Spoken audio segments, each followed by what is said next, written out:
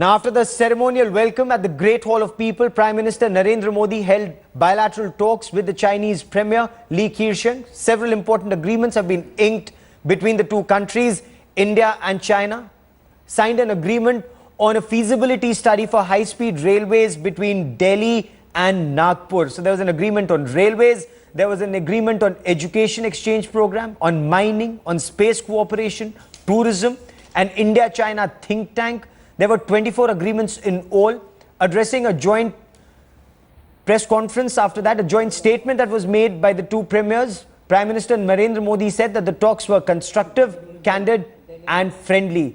He restated that maintaining peace and tranquility along the line of actual control, along the India-China border was important, and that an early verification of the line of actual control is imperative.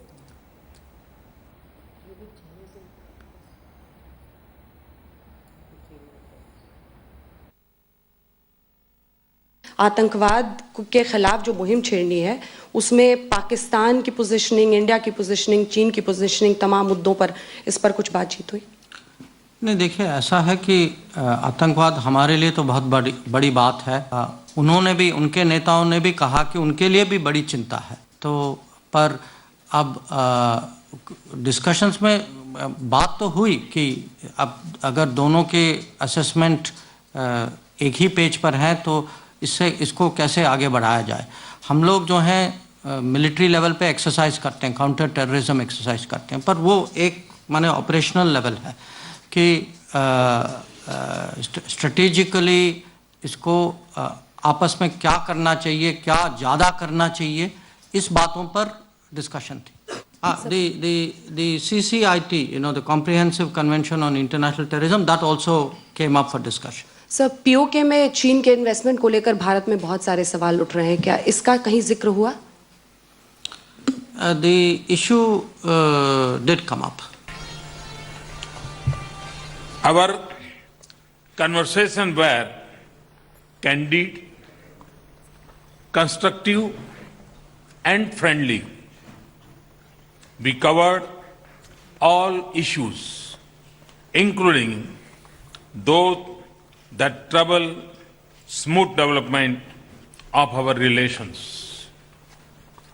I stress the need for China to reconsider its approach on some of the issues that hold us back from realizing full potential of our partnership. I suggested that China should take a strategic and long-term view of our relations.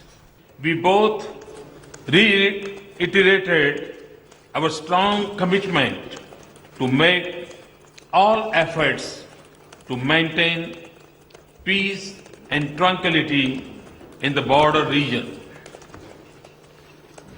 I found sensitivity to our concerns on these issues and interest in further intensifying confidence-building measures. I also reiterated the importance of clarification of line of actual control in this regard. And joining me now for more, let's make sense of what's the key takeaway from the Prime Minister's interactions over the past 2 days. Bharat Karnad understands China, one of the foremost authorities on the subject. He joins me in the studio, as does former Deputy NSA Leela Ponnappa with me on this. Leela Ponnappa, is there a big headline that comes out of Prime Minister Narendra Modi's China visit so far? Well, I think you'd have to really take it as the visit itself. I think there seems to have been frank discussion, and the Prime Minister has referred to it in his press statement to the press. The joint statement itself is not a pathbreaker in terms of strategic or geopolitical or security issues. There are some CBMs over there, many questions. I think China has hedged on support for India in international and multilateral bodies. But obviously there's a vast developmental agenda in terms of both countries seeking to maximize the socio-economic opportunities that present themselves. Okay. Bharat Karnat, all the differences between India and China, any forward movement on any one of them, whether it's the boundary issue, so as Leela Punappa says, there's a candid discussion that's happened, but any forward movement on either boundary, on staple visas, on POK, on terror, any of India's key concerns? Or on Tibet, for that matter. There's not a mention. No. Now the thing is, anytime that, and this is a rule of thumb, anytime someone says you had a free and frank discussion, in diplomatese that means nothing happened. So basically, that's what the Prime Minister said, and in a sense it attests to the fact as one can understand them. The other thing I think is, the Foreign Secretary I think went on into a press conference where he said that there was some agreement in the joint statement, there is some reference to the hydrographic data on the Yalong-Zhangpo. At the flood season. Now and this is what needs to be highlighted. Jaishankar said that the peak, they have not been able to decide on what the peak time is. So you'll be given some hydrographic data, but unless you mention the peak, which is what we needed, you will know when there are floods. That's right. You'll not be able to bookend the data. So I mean, this is the sort of things the Chinese always do. They'll agree on the generalized kind of an issue and then very hard to pin them down. We, on the other hand, want things, very specifically mentioned, which is reasonable, because then it, helps you articulate your own reaction and response. The other thing I think that I should mention, and I've done it before, is that, I don't know why this was necessary. In Section 39 of the joint statement, it says the two sides noted, and quote, the commonalities in their approach to global arms control and non-proliferation. Now this must be a joke. Because Pakistan... This must be a joke, because China is the greatest proliferator in the world. And it's not just Pakistan, for God's sake. It's North Korea, it's Iran, it's anybody who has money you can buy it from China. And they always say, oh, but we don't do it. It's some private companies doing it. For God's sake, if you're going to have private companies, there's no such thing as private companies, entities in China. Yeah. So everything has government sanction.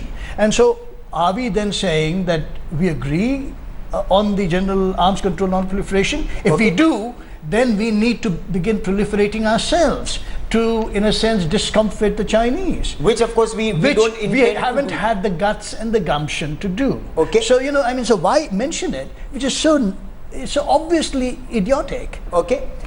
When Ambassador, when Foreign Secretary S. Jaishankar says re-emergence of India and China as global powers, this was acknowledged in this meeting. Leela Punappa, are these just words that are being said, or the personal chemistry between our Prime Minister and their President, did it lead to any forward movement whatsoever in these talks? I'm afraid I'd have to agree with you that yes, I think these are nice sounding words. Personal chemistry, so much is made of it, and I think the media is also partly responsible. People get excited by, breach of protocol, break of protocol, extra gesture, went the extra mile, and so on. All this is really good for the photo ops, it's good for media discussion, but it does not make any major substantive change unless the stuff of the relationship. Yes. And this includes political interests, security interests, trade, investment, and so on, show results on the ground. Now, if you look at this very lengthy joint statement, there is not much that shows results. There's a lot of statement of intent. And if you read it together with Prime Minister Modi's media statement, it's clear that there's talk of each side being mindful of the other's sensitivities. But as with so much else in diplomacy, it's not just what is said, but what is not said. So what is not said? What is it that should have been said, given the fact that this relationship, President Xi Jinping came to India, there was a statement of intent then. So there's a statement of intent then, there is a statement of intent now. Is there no forward movement? It would seem not. Of course, this is less than a year after President Xi came to India. And I think one thing that is interesting is that Mr. Modi's visit to China has taken place pretty much after he set the ground in terms of his visits to several countries in India's neighborhood, to the broader Indian Ocean region. He has reached out to the United States. Obama has been here. He's had his meetings with Europe. He's been to Australia. He has sort of prepped himself for now, before the end of his first year, his visit to China, which is obviously a very, very major factor in today's geopolitical environment.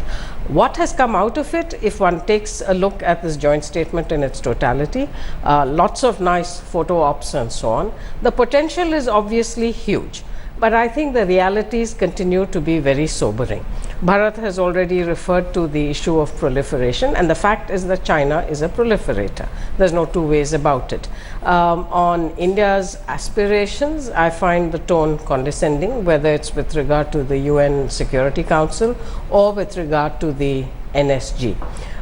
There is no mention of peace and security in China's own environment. Yes. I wouldn't expect a reference to the South China Sea, but the fact is that there are tensions in that part of Asia as well. And as we know, we need peace and tranquility both on our border and in the maritime domain, so that our trade can proceed unaffected both with Asia and the West Coast. Is there of the forward United movement States. on peace and tranquility along the LAC when they talk about more border personnel meetings? If more I posts could just coming up? have one Sure, last please. comment before Bharat comes in Okay. on that. With regard to the border itself, what you're seeing here are essentially CBMs, more border posts, more meetings, and so on and so forth. And I think we need to guard against the fact that, as has been said, not a single shot has been fired since a particular date, assuming that to be correct. I think tranquility assumes that there is an expectation of no nasty surprises. And as we know, both from what happened in the Chumur sector before President Xi's visit last year, Yes. and at Depsang before Prime Minister Li Keqiang's visit, China probes, it needles. And I think, frankly, the display of the map Yes, on Chinese on CCTV. TV, when the Prime Minister of India is in China, Yes. just totally blanking out parts of India was plainly offensive and provocative. Okay, so China continues to provoke despite all this show of camaraderie or friendship or personal chemistry. No, look, you can say it's provocative, or you can say it is, stating and reiterating its position. Now, the question then becomes, why is it that India doesn't do the same? That is, iterate its position very forcefully. And if it requires for us to project maps with Tibet in a Tibet. different color, Yeah. and so on and so forth, let's Staple do visas. it. And let's staple visas. For And Tibet. what's stopping us? Yeah. I mean, the remarkable thing is, we first of all seed the ground, as we have done since the 50s, Yes. and then squawk about it. That somehow the Chinese have exploited us and we are on the receiving side. Arey Baba, I Okay. mean, the point is, So we that must if you're give going it to- as good as we get. That is what is required. I need to slip into a quick break. We'll be back with much more on the other side. Stay with us.